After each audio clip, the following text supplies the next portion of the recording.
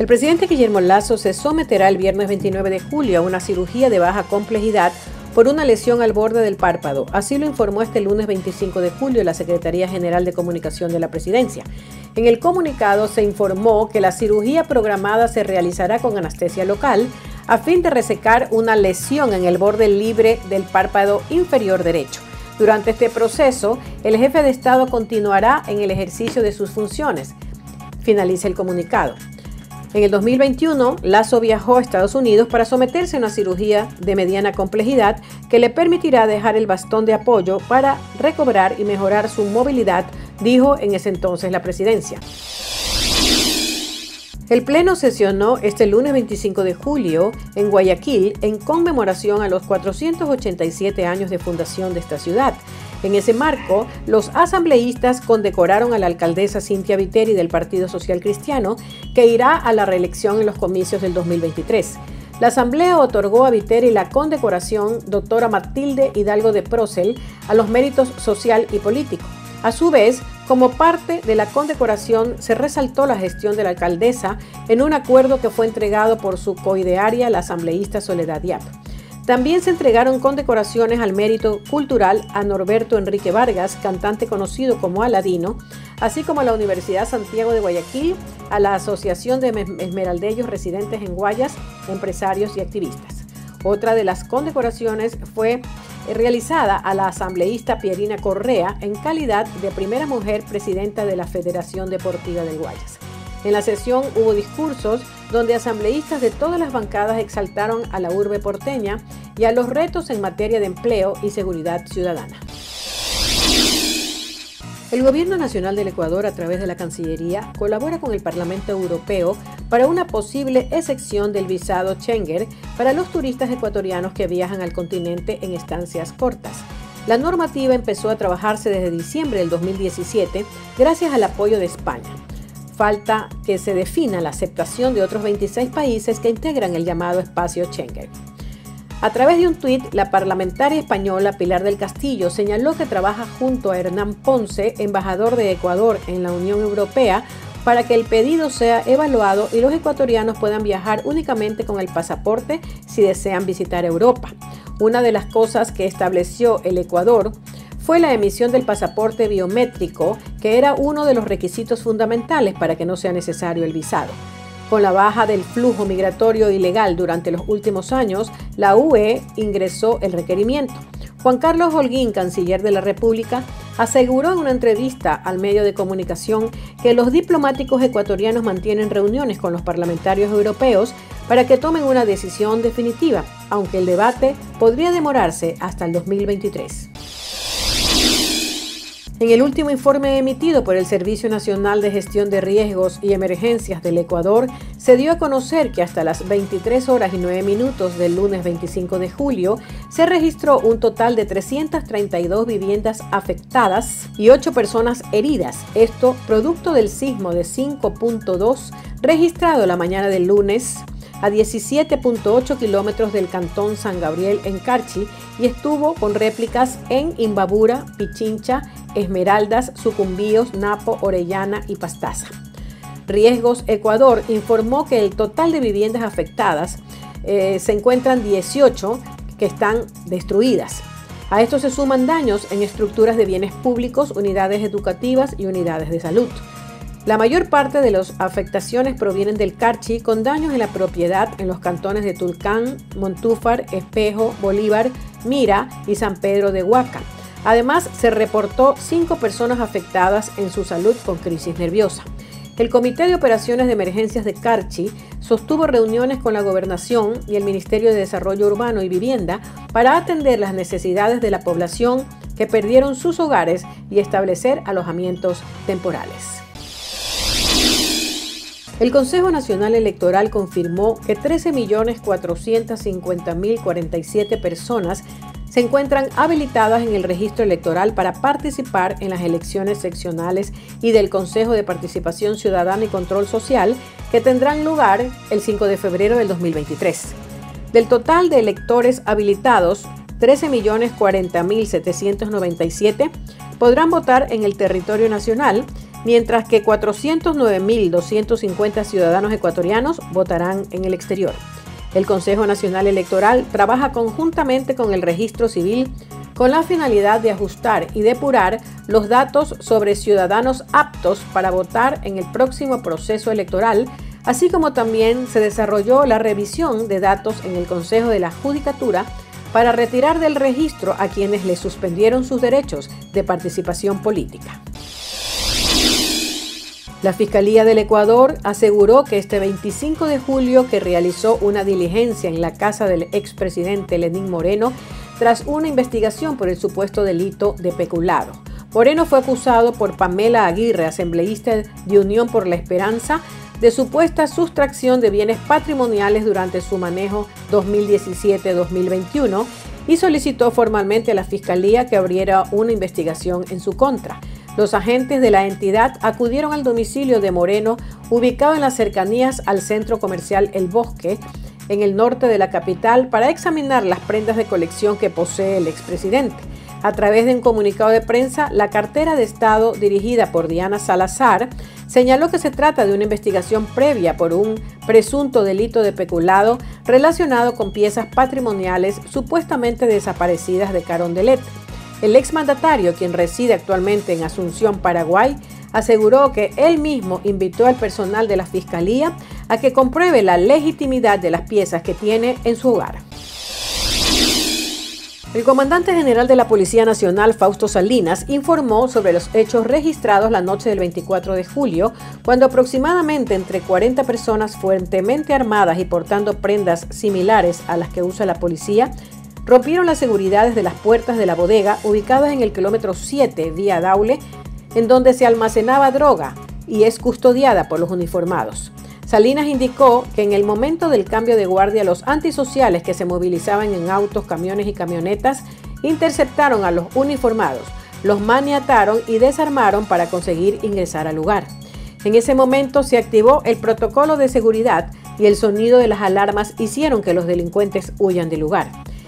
En ese instante se realizó una persecución que culminó en el sector conocido como Bastión 3, en donde fue localizado un camión con alrededor de 15 personas que al percatarse de la presencia policial dispararon. Tras el enfrentamiento, uno de los sujetos fue herido, mismo que se encuentra a órdenes de las autoridades y que registra 10 antecedentes penales por varios delitos. El comandante de la policía explicó que aunque no puede darse detalles sobre las cantidades de estupefacientes sustraídos, estos no son muchos debido a que la quema constante de sustancias sujetas a fiscalización que la policía realiza. Informó que los antisociales sustrajeron 8 armas de los policías que fueron interceptados, ya que no consiguieron ingresar a la bodega de armas gracias a la alerta de los protocolos del lugar. En compañía de sus familiares, 215 personas privadas de la libertad del régimen Sierra y Amazonía se graduaron como bachilleres de la República del Ecuador. En el Centro de Privación de Libertad de Cotopaxi fueron 103 los PPL que se graduaron en el Colegio Monseñor Leonidas Proaño, siendo Karina T. la mejor egresada de la promoción 2021-22. Las ceremonias se realizaron a través del Servicio Nacional de Atención Integral a Personas Adultas Privadas de la Libertad y Adolescentes Infractores a través de los encargados del eje educativo en articulación en el Ministerio del Ramo. En los CPL, los sucumbíos, Imbabura, Tungurahua y Bolívar, también se realizaron ceremonias de graduación y se tiene previsto que la próxima semana se incorporen otros PPL. La madrugada del 25 de julio se registró un accidente de un bus de la cooperativa Putumayo que cubría la ruta Pifo-Papayacta, en el que perdieron la vida 9 personas. Ante lo ocurrido, el director de la Agencia Nacional de Tránsito, ANT, Adrián Castro, dijo que la cooperativa Tupumayo será sometida a una revisión técnica y además dispuso la separación del conductor que manejaba la unidad accidentada. Tomaremos sanciones drásticas contra la operadora y se reforzaron controles en todas las terminales del país, dijo Castro. Tras el accidente, los dirigentes de la cooperativa Putumayo dijeron que la entidad cubrirá los gastos mortuorios de las 5 mujeres, 3 hombres y un bebé que fallecieron en el volcamiento.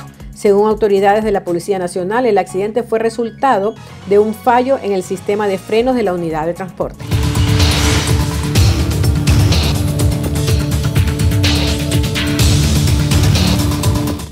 llego hasta sus tierras nativas para decirles personalmente que estoy dolido, para implorar a Dios el perdón, la sanación y la reconciliación.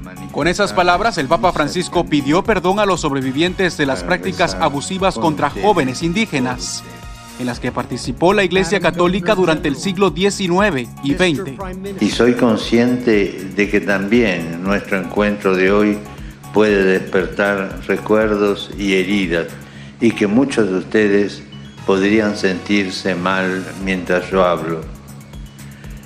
Pero es justo hacer memoria, porque el olvido lleva a la indiferencia. Y como se ha dicho, lo opuesto al amor no es tanto el odio, es la indiferencia. Lo opuesto a la vida no es la muerte, es la indiferencia a la vida o a la muerte.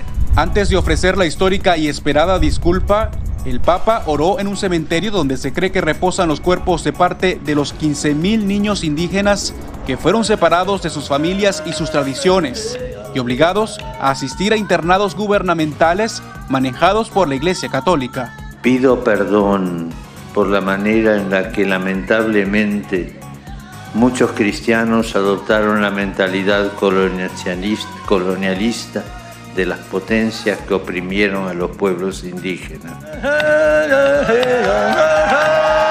El pontífice abogó por una investigación seria y por ayudar a los supervivientes a realizar procesos de sanación por los traumas ocasionados. 2 meses han pasado desde que el primer caso de viruela del mono fuera confirmado en Estados Unidos y ahora el país cuenta con casi 3,000 contagios. Las vacunas están disponibles, pero de manera limitada, mientras preocupa la rápida difusión del brote. En particular, dice la Organización Mundial de la Salud, no hay muchas evidencias de que el virus continúe propagándose solamente dentro de comunidades específicas, como la homosexual y bisexual. Esto realmente podría ser como el canario en la mina, que nos está alertando sobre una nueva amenaza de enfermedad que podría propagarse a otros grupos. Con 75 países que han registrado casos, algunos por primera vez, la OMS afirma que se necesita una respuesta internacional coordinada para evitar que el virus se propague más y se convierta potencialmente en una pandemia. De hecho, a pesar de que su tasa de mortalidad sea baja, las categorías más vulnerables podrían estar en peligro de una enfermedad grave. Creo que la cantidad de casos continuará y persistirá y sospecho que en el transcurso de quizás los próximos 4 a 6 meses esto se estabilizará. Estamos en busca de un sueño. Miles de personas continúan llegando a la frontera norte de México con la esperanza de cruzar a Estados Unidos, a pesar de las dificultades a las que se enfrentan. Se puede prácticamente vivir y darle un futuro a sus hijos, a nuestros hijos. El más reciente reporte del Comité Internacional de Rescate se enfocó en Tijuana, Mexicali, Nogales y Ciudad Juárez, comunidades que han recibido un gran número de migrantes tras la implementación de los programas de protocolo para protección a migrantes y el Título 42, que según esta organización ha facilitado la expulsión de más de 2 millones de personas que aspiraban a pedir asilo. Nosotros hemos hablado con más de 280 personas que lideran una familia, representando a casi 900 personas. Y en efecto nos están demostrando que, por ejemplo, 96% carecen medios de subsistencia, el 90% no tienen alguna necesidad de atención médica, 83% no puede cubrir sus necesidades de alimentación. Rafael Velázquez, director para México del Comité Internacional de Rescate, se refirió a los peligros que corren los migrantes. Con la gente con la que hablamos, que fueron parte del estudio, aproximadamente la mitad ha experimentado un problema de seguridad o delito. Entre las cosas que nos preocupan, las cosas que salen, está la violencia sexual, el secuestro y las amenazas como los incidentes de mayor importancia que nos tienen preocupados.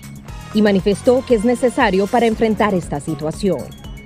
Tenemos reuniones de alto nivel con compromisos que tienen que verse materializados en el terreno donde nosotros trabajamos, apoyo para la sociedad civil de parte tanto de los institutos internacionales que financian este tipo de apoyo como de los gobiernos. Estados Unidos y Canadá acusaron a México de violar en el sector energético las reglas del acuerdo comercial conocido como TEMEC. Esto es una discriminación de las empresas privadas que podían participar en el sector, así que era un anuncio esperado, no se veía de otra, puesto que están en juego pues miles y miles de millones de dólares que se han invertido en el sector energético por parte de empresas tanto nacionales como extranjeras y que evidentemente buscan proteger sus intereses. Las afectaciones podrían llegar a otras industrias, entre ellas la automotriz, que en 2021 generó unos 5.000 millones de dólares de inversión extranjera. Es importante proteger nuestro mercado y nuestro país, pero bueno, sabemos que Estados Unidos es una potencia mundial de la cual pues debemos de tener en cuenta para seguir haciendo negocios de manera transnacionales, ¿no? El presidente insiste en defender su política por encima del acuerdo comercial. No vamos nosotros a ceder, porque es un asunto de principios. Tiene que ver con la soberanía. El patriotismo no se negocia. El sector empresarial advirtió de las graves violaciones al TEMEC y con anterioridad rechazaron las reformas impulsadas por el gobierno.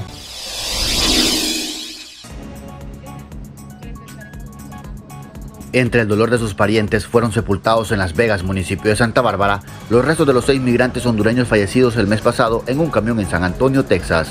Los fallecidos son los hermanos Alejandro, Miguel y Fernando José Caballero, Margie Tamara Paz, Aela Ramírez Quesada, Yasmín Bueso Núñez y Belkis Esmeralda Anariba. Es un dolor muy inmenso el tener que venir a recibirla así.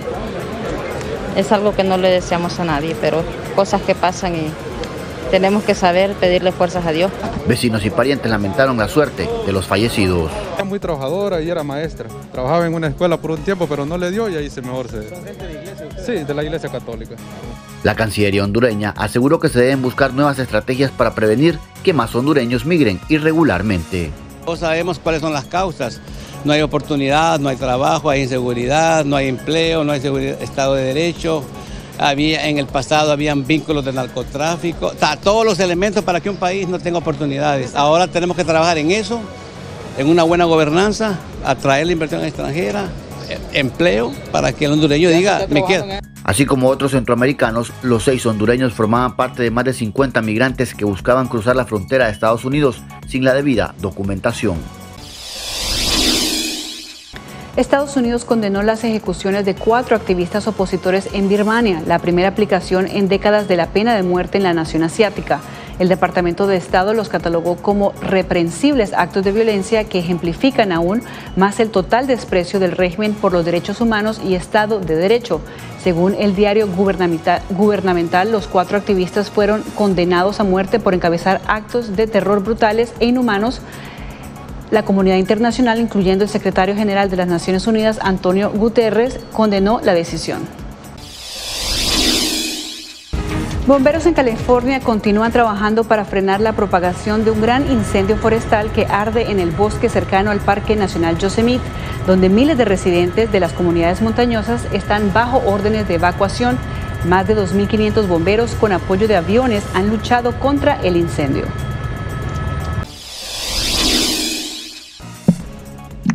El gobernador Gavin Newsom convirtió a California en el primer estado del país en permitir a ciudadanos privados demandar a quienes fabriquen, vendan, transportan o distribuyan armas de asalto ilegales y armas fantasma por daños y perjuicios, $10,000 por cada arma, además de honorarios legales. La ley copia el modelo de la ley antiabortista de Texas. Si Texas, el gobernador Greg Abbott y la dirigencia republicana van a usar este marco para arriesgar la vida de las mujeres, nosotros en California vamos a aprovecharla para salvar vidas. Para reafirmar su punto, Newsom publicó anuncios en diarios de Texas en los que cambió la palabra aborto de una cita del gobernador Abbott a violencia de armas como causa de muertes de niños. Grupos pro armas dicen que irán a la Corte para bloquear la ley porque consideran que viola la segunda enmienda de la Constitución.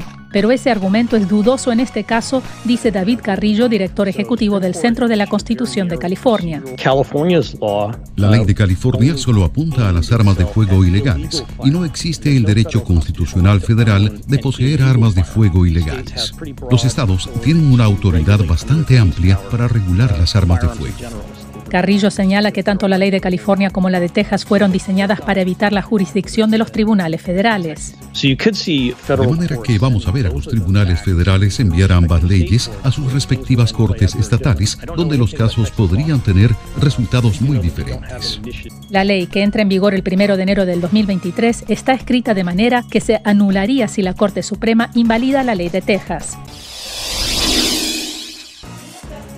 Dos alternativas tiene el jurado en el juicio para sentenciar a Nicholas Cruz, quien se declaró culpable de atacar a la población de la escuela secundaria Marjory Stoneman Douglas, ocurrida en el sur de Florida en febrero de 2018. El acusado puede enfrentar la pena de muerte o cadena perpetua. Todo puede definirse a lo largo del proceso judicial que se desarrolla en Fort Lauderdale y que puede extenderse hasta por 6 meses.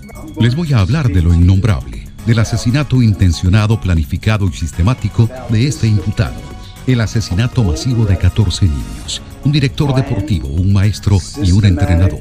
El fiscal Michael Satt, en su primera exposición este lunes, describió con mucha precisión la cronología del ataque dentro de la escuela, incluyendo detalles de cada asesinato. Posteriormente, sobrevivientes de la masacre han rendido testimonios. Tenía un rifle en sus manos. Me quedé atónito solo por un segundo y él me dijo, fuera de aquí, las cosas están a punto de empeorar. Anthony Borges, estudiante de la escuela en 2018, sobrevivió al ataque y mostró durante la audiencia las heridas por arma de fuego que sufrió. Todo el mundo estaba confundido. Todo el mundo acababa de salir de la clase. Había mucha gente en el pasillo. Entonces decidí salir. Ahí es donde vi el arma. Cruz se declaró culpable de 17 cargos de asesinato en primer grado. Al final del juicio, los integrantes del jurado deberán votar 17 veces por cada uno de los fallecidos si recomiendan la pena capital. El gobierno de Rusia dijo el lunes que sus ataques con misiles al puerto ucraniano de Odessa no deberían afectar un acuerdo para reanudar las exportaciones de granos. El portavoz del Kremlin, Dmitry Peskov, dijo que los ataques afectaron solamente infraestructura militar. Funcionarios ucranianos dijeron que procuran despachar esta semana el primer cargamento de granos luego del acuerdo que Ucrania y Rusia firmaron la semana pasada. El Colegio de Periodistas de Costa Rica ve con asombro la difícil realidad que enfrenta la prensa nicaragüense. Solo en la última semana, la redacción completa del diario La Prensa huyó por puntos ciegos ante las constantes amenazas. Hay una evidente persecución por parte del gobierno contra la prensa libre. La Prensa es el medio más antiguo de Nicaragua. Es la primera vez que todo su personal es obligado a salir del país, explicó a La Voz de América su editor en jefe, Eduardo Enríquez.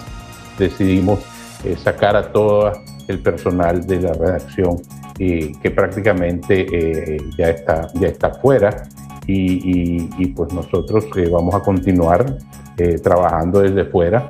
En un año, la Policía Nacional tomó el diario y las autoridades judiciales de Nicaragua mantienen bajo arresto a 5 colaboradores. Es totalmente absurdo que los tengan detenidos. Son simplemente personas que estaban realizando un trabajo honesto y legal. Pueden venir desde Costa Rica a ejercer esa libertad de prensa, esa libertad de expresión sin temor. El gobierno de Daniel Ortega, por su parte, sigue negando que en Nicaragua se viole la libertad de prensa. El presidente de Venezuela, Nicolás Maduro, anunció la activación de las brigadas comunitarias militares para la educación o bricomiles, con la finalidad de reparar y mantener cerca de 21.000 planteles educativos de la nación para el venidero año escolar. Estaremos conformando las brigadas comunitarias militares para la educación, para la reparación de todos los centros educativos del país. Es necesario que el sector profesoral, estudiantil y las autoridades hagan un frente común en defensa de la universidad y de la educación, porque lo que estamos es en presencia de la destrucción de la sociedad del conocimiento.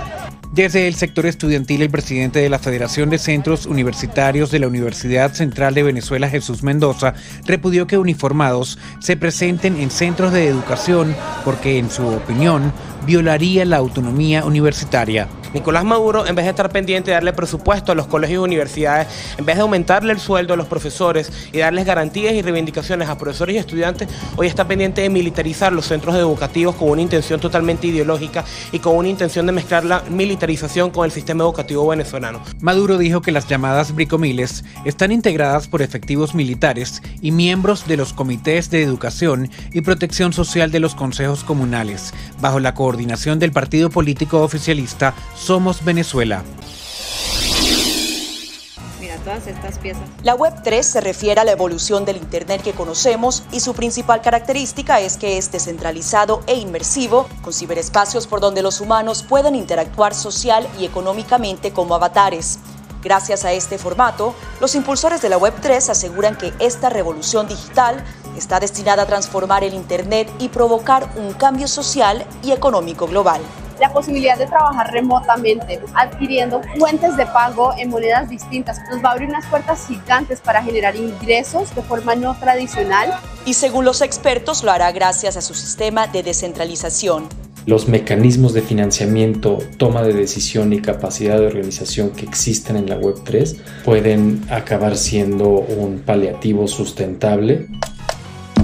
Miranda, un emprendedor mexicano, fundó Squada con el fin de ayudar a diferentes comunidades a entrar al espacio y aprovechar sus beneficios. Los NFTs por ello han sido cruciales para poder hacer un puente más caminable. Por su parte, estos cineastas latinoamericanos explican que su largometraje Buscando América será un experimento en el que intentarán utilizar las innovadoras herramientas de la Web3 para mantener control de la financiación adquirida para sus proyectos. Nuestra película de Web3 ya está desarrollada de una forma que es como agresiva en contra del sistema. Hacer cine libre es bastante conflictuante en Latinoamérica porque te censuran, ¿cierto? El simple hecho de que estas narrativas sean descentralizadas generan una especie pues como de libertad de saber que vamos a encontrar visibilidad en otros formatos y en otros espacios.